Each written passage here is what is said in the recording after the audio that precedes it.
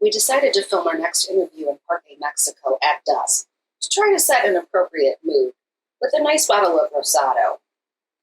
Everything was kosher, but we didn't know that it was illegal to consume alcohol in public spaces. We were preparing to conduct an interview with lead singer and guitarist Guillermo Palma of Palma Carpets when we noticed the police lurking. Suddenly, the police officer leapt into action the moment we popped the bottle and proceeded to hit us with flashing lights. Guillermo seemed like he was barely pulsed by this interruption, although RJ and I were really kind of sweating it.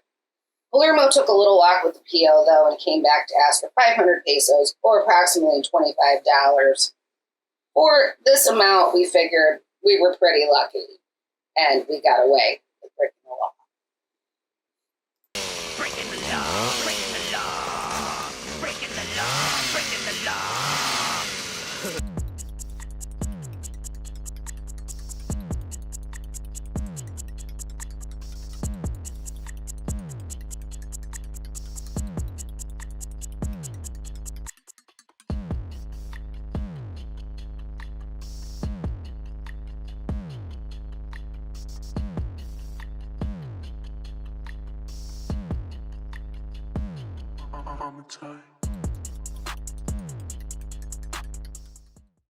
So after our brush with criminality, we wanted to get it back to doing something normal. Something that tourists would do. We decided to get on a tourist bus.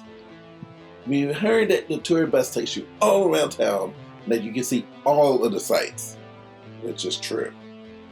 But what we didn't know is that it would take us to all the places we had already seen during this visit and our previous visit to Mexico City. We decided to spend a lovely Saturday exploring the dark arts at the Tianguis Cultural del Chopo, aka the punk market. Here you can find everything in the punk rock spirit, from glam to emo to anime, metal. There is fashion and music and all kinds of art for every kind of weirdo. My 17-year-old inner weirdo bought out all the Bowie, Frida, and Warhol stickers I could find. They were promptly plastered to my suitcase, so my 17-year-old self was checking in with DSA at all times. Okay. What's up? I might have to get this. I'm sorry. Is it a sweatshirt or a shirt?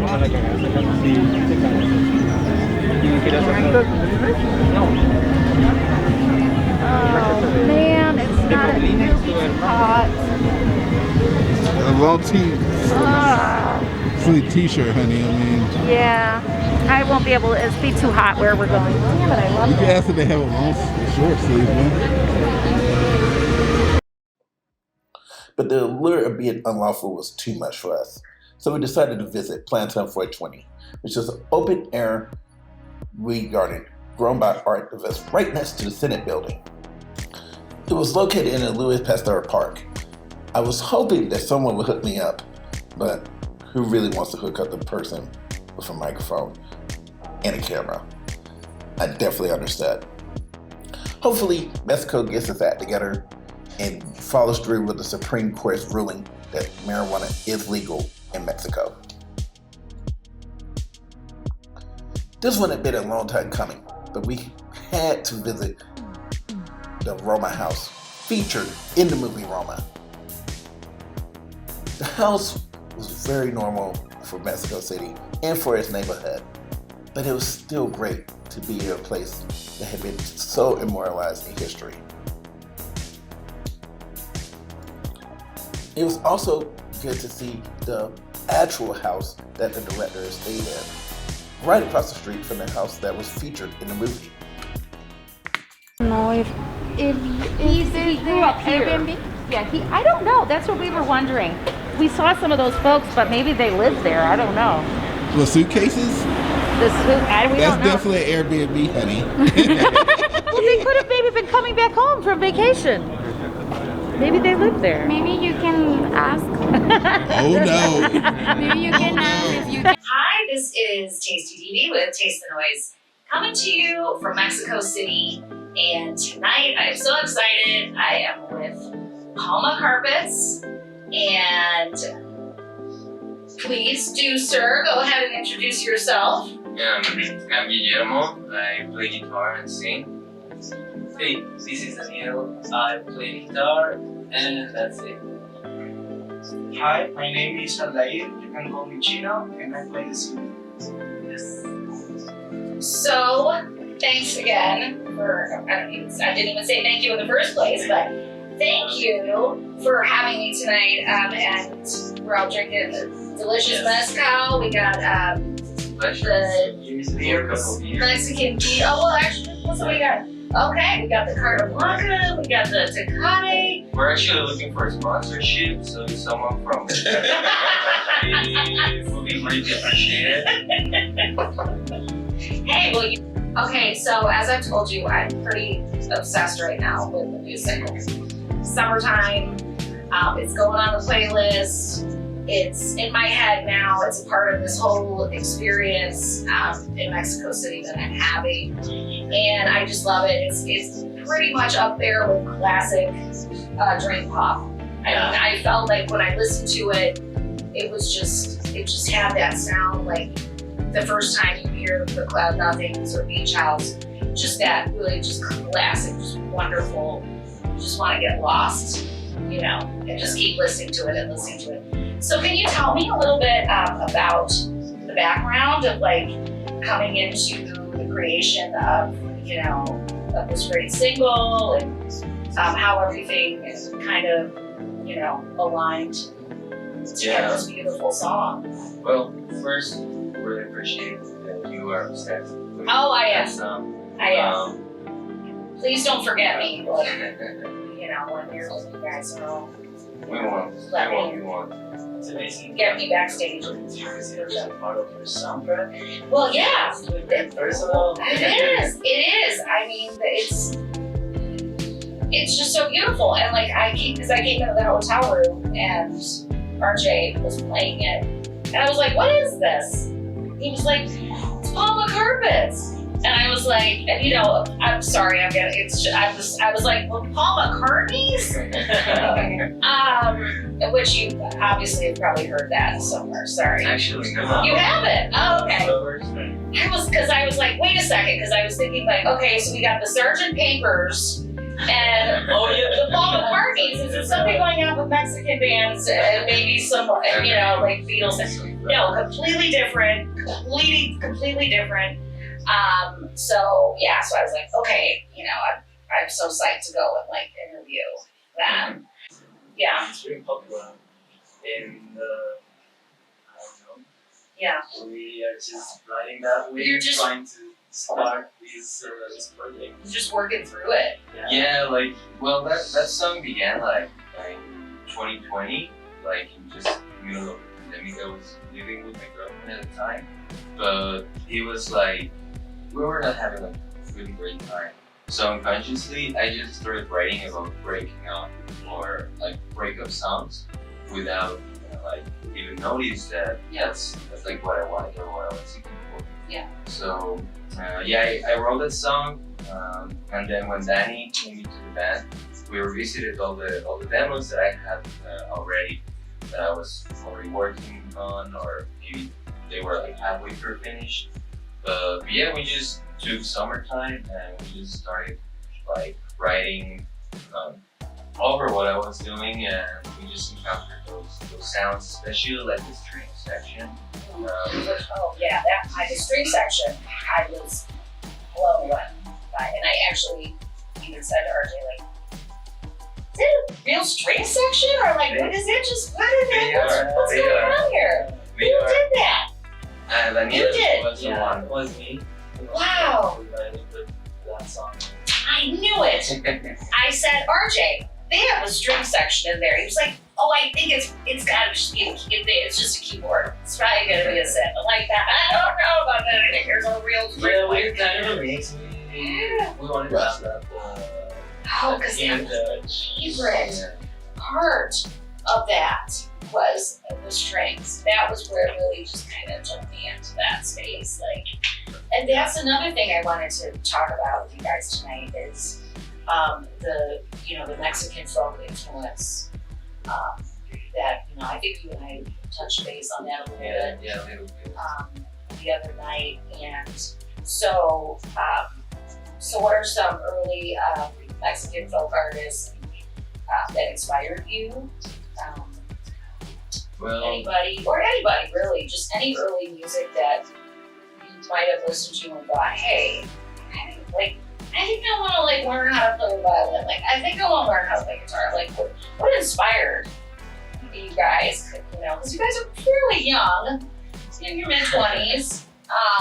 So, you know, obviously you've been playing since you guys were kids in high school. yeah. What got you into it besides just getting girls? I'm kidding. That's the only. That was a bad joke. That was the It's only. a cliche joke. That's the only thing that we know.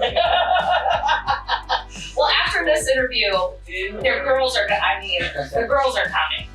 They are like, I have got to make sure girls come to Mexico City. I prefer to find. All the cute indie rockers are here. I just prefer to find fame and fortune.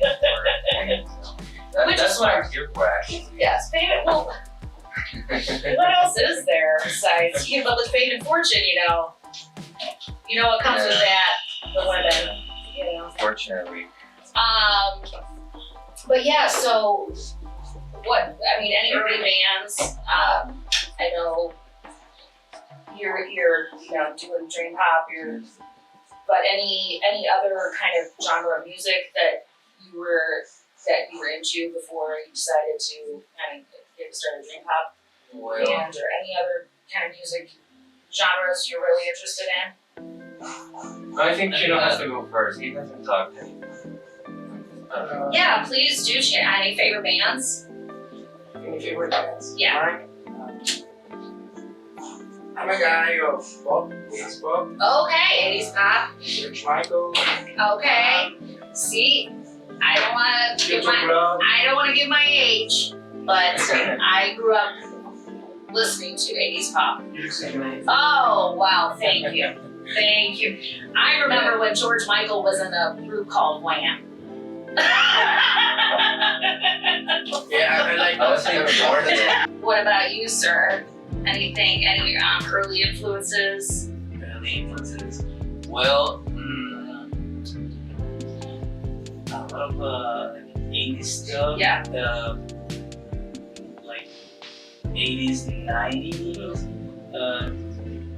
The classics. Trying to pick some of the. So like. From Cure. Got it. Cure from Cure, like Eggman and stuff like that. Nice. And trying to mix it with endless influences. Yeah. That's fun. Yeah, it was. I mean, for me, I grew up listening like to 80s, 80s pop, or like Spanish pop, Mexican pop. Because of my mom, she used to listen like Chip or Mecano, like these 80s pop bands. And on the side of my father, he used to listen like to it's called corridos. It's like traditional Mexican music. Okay. So that's what I grew up with. And then my neighbors introduced me like to Mexican indie bands that were starting at the time, like Flea or Allison, bands like those. So that was like my first view of what rock was, or like what it seemed to be. And yeah, I just started like discovering more bands. I remember that one of my earliest discoveries was Muse, and they became like my favorite band immediately. Yeah. So, but yeah, after that it was just like all rock or indie rock. And then I just started like digging a little more and finding some other old bands or new bands. So. Tell us about the record label. Yeah. I'm really interested in hearing about this. Well, it's in a very early stage, even though it's been like in my mind, and the friend that I found the label with, we've been like planning how we're going to make it happen for over a year. But right now we are just like trying to release music from friends or from people who who need like a platform so they can put their music out. So what we're trying to do is just like help all the artists or musicians that need a place where they can put their music out and just be there in the scene. And the name of the label? Well, it's Automata Records. Okay. We are currently working, well, Palma Carpets is obviously there.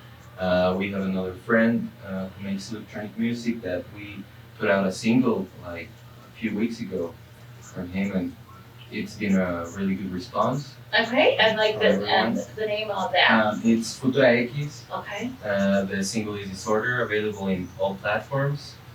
Okay.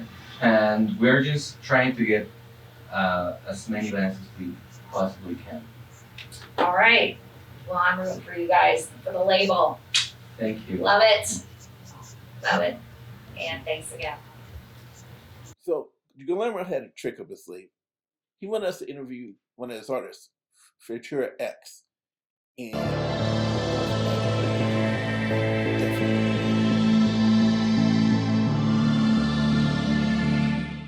Get sued. I don't have any money. I want to get sued. Yeah. I mean, I definitely get out a lot of like Crystal Castles off this. I get out a lot of like. He said he loved Crystal Castles and Trust.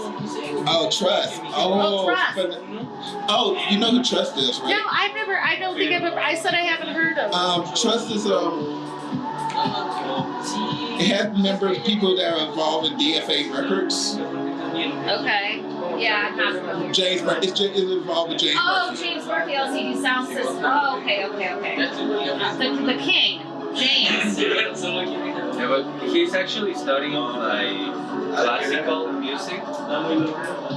He's in the conservatory. Studying in the conservatory. So he's getting really good actually. He's getting good. I would say he's the most skilled musician that I know. And what is his age? What's your age again? How old? How many años? 30. 30. Wow. Okay. Well, wow. Dance music too. This is exciting. This is really fucking exciting. It reminds me of the Bloghouse era. Oh, man. I can see it. So, Yeah, so does your composing like elsewhere like kind of figure into this music, or are they separate? The stuff you do at the conservatory. Do you want to interview and do this part, and I'll do the recording? No, I recorded the interview. Yes. Sorry, can you repeat the question again? Oh yeah. He doesn't like. I'm sorry. Oh, I get it. Get away here. I'm gonna go sit Too down. much English. By the way, if you feel more comfortable answering in Spanish, just go right ahead. We'll just interpret it. Alright, so does your work at the conservatory play into this a lot, or is it just like separate music that you work for? Lo que has aprendido en el conservatorio afecta a esta composición.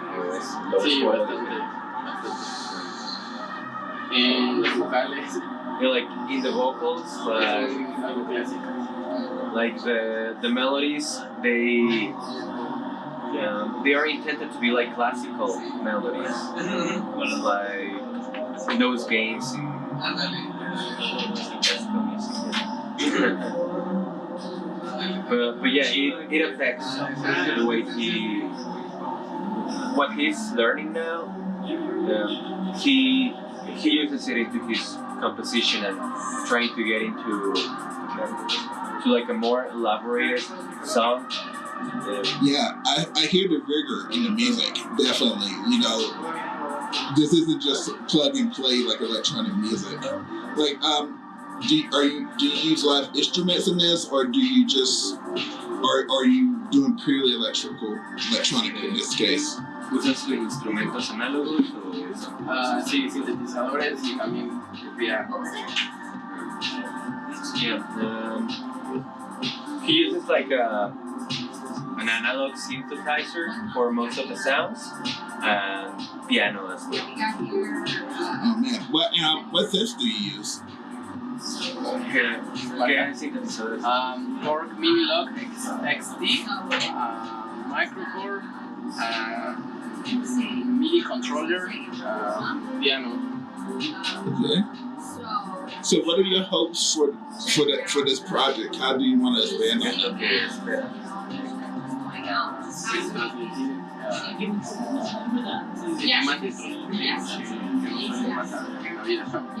I'd like to reflect and transmit about the introspective issues that we might have as human beings, so we can spread a word of you're not alone and you can actually talk about it, and like acknowledging that kind of issues that we as the humans have or tend to have. Hey, I did that. Because while this is definitely dance floor ready, as far as like the kind of music it is, it's dance floor ready, but it seems to be a little bit deeper than that. In the US, it's kind of it's nothing really that exciting right now. So, this is going to pretty much be my last question. What's the biggest feelings you want people to get from your music? ¿Cuáles son los sentimientos o cómo quieres que la gente conecte con tu música? Pues con la parte como más vulnerable que solemos tener como seres humanos. You like, he would like to people to connect with their vulnerable part, and just connect with the emotions that the lyrics or the sounds will have on them. Okay. I actually got one more question. Go for it. Do you prefer to DJ or do you prefer to perform your actual compositions?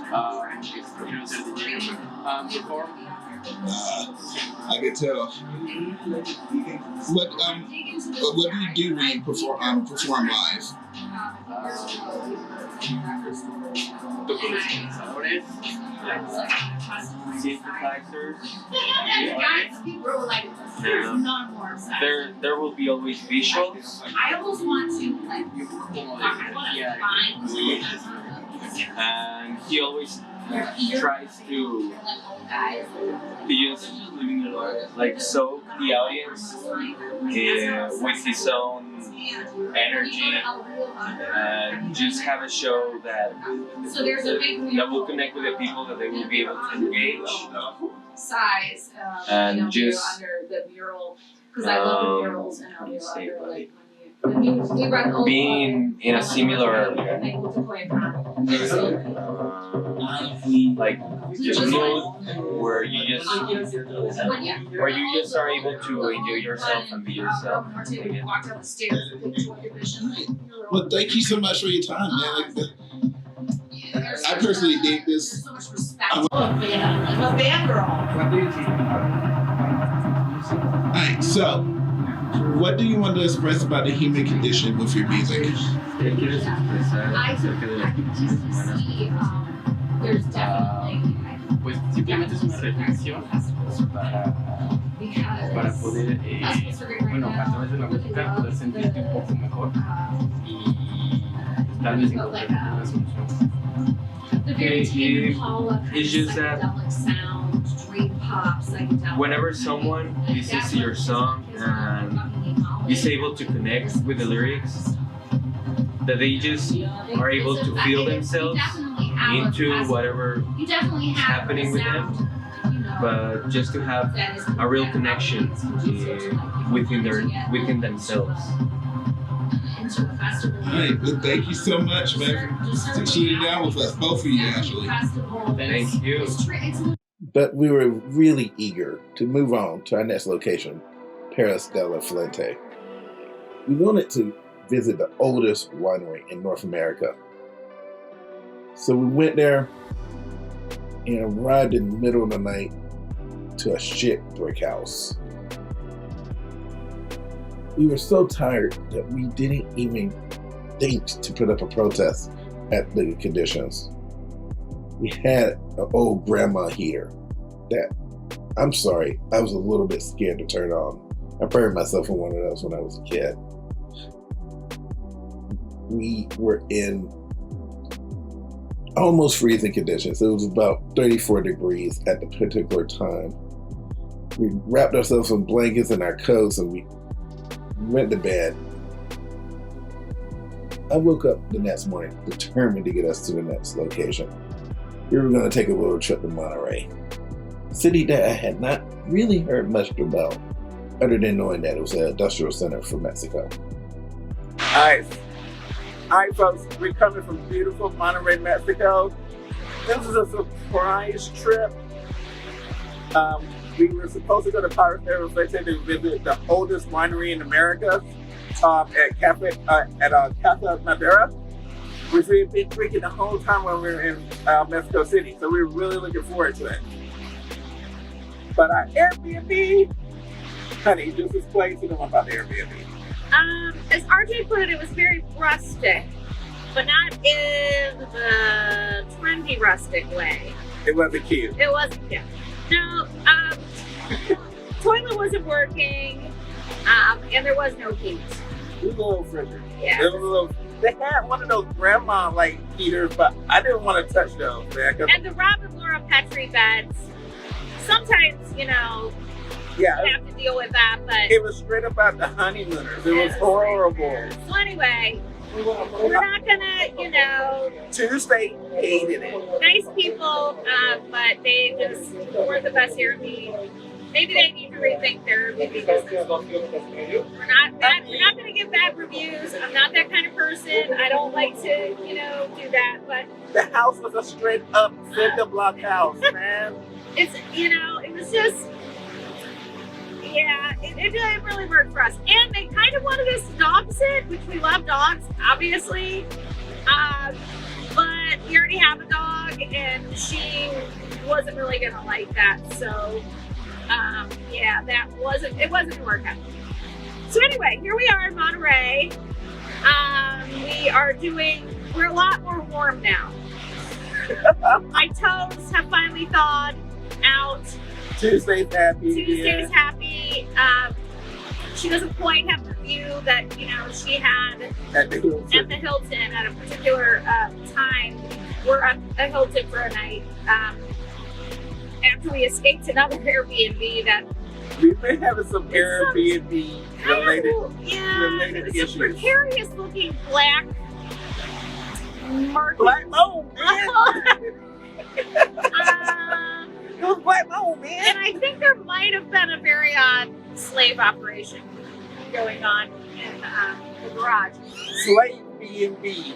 I didn't really feel very comfortable with that. So she was snitching the bastard all about our activities too, man. I'm like, hey, man, we ain't smoking crack up here. We decided to take it easy once we got to Monterrey. Whenever we looked online for the things to do, the nightlife, it just didn't seem up our alley. However, I do have to say that Monterrey has the look of a town that one could say it would be great to raise a family in. I don't know if that's a prerogative or not. I do have to admit that strolling along the Santa Lucia Riverwalk was very pleasant. There's a lot to like about Monterrey. It's a very clean city overall. The mountain air around it was wonderful to be in. Maybe I just need to open up more, but it was time to push on to Ensenada. Oh, by the way, like and subscribe. Click that bell to be notified. And listen to the playlist. Listen to the playlist. Listen to the songs. We put a lot of thought into the playlist of like stuff that we like and how it describes the week. So please listen to the playlist. And taste and talk the noise. about it and comment.